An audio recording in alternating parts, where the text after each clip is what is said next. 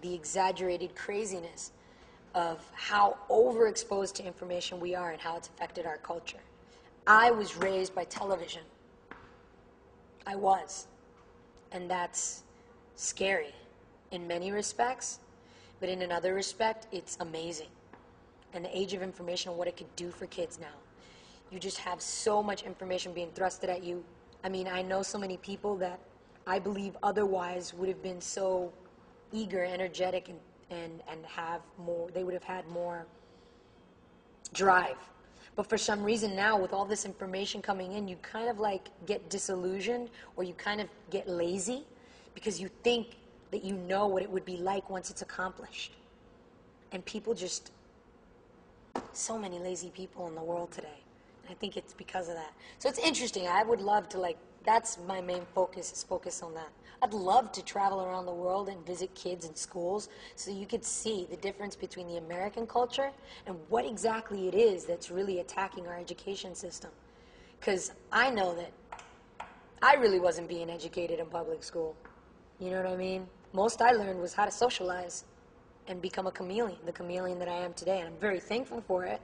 It's been very useful to me. But most kids from, Spanish backgrounds and, who come from troubled backgrounds or whatnot, of just being young and poor, grow up in these systems, and they're just like lost. You grow up in a place like Jersey City, and you're surrounded by so much crime, so many scrubs, that are like, and I only mean scrubs, not in a, I don't want to be judgmental, but there are a lot of really mean, slimy people out there. And I was blessed to have the beautiful aspects of every culture being thrusted upon me. From the poor little drug dealers that sold drugs on the corner were really nice to me. Cool people. Because at the end of the day, it's all about eating, shitting, sleeping, and loving. And, growing up with that influence, I was just, it's just like, I look at it now and I'm like,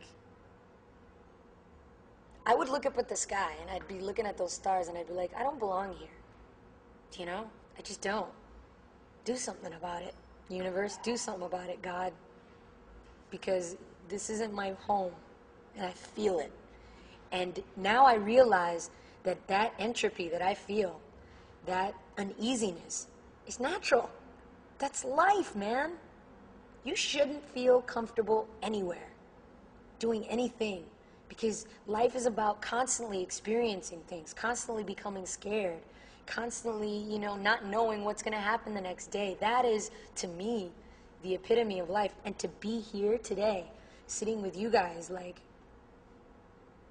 that just says it. That says it, that you know what? When you do get that feeling inside your stomach that tells you, and is crying, and it's saying, you don't belong here. Do everything in your human willpower to make that happen, to get out. That's powerful.